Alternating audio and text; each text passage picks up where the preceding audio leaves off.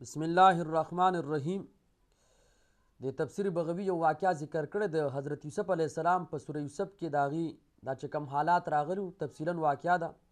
هغې کې یو دوه روایت ذکر کړي دي چې په یعقوب علیه السلام باندې دا دومره غم او درد ولې راغی.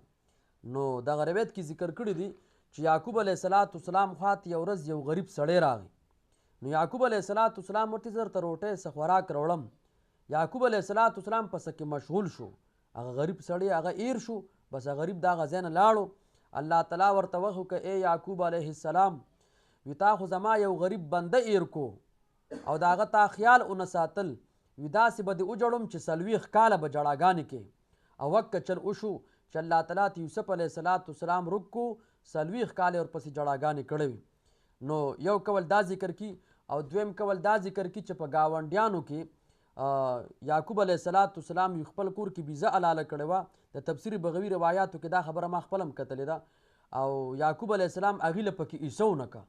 نو د دې روایت او د دې واقعې خلاصه دا ده چې پیغمبر دی، د الله نیازبین هغه بنده دی، خو د غریب خیال هغه ونه ساتل شو. یعنی معمولی اجتهادي غلطي ترې راله، دا ګناه نه ده، اجتهادي غلطي دی ته وي. الله تعالی دومره تنبیخ پیغمبر ته ورکړه چې 40 کاله بیا په جړا باندې.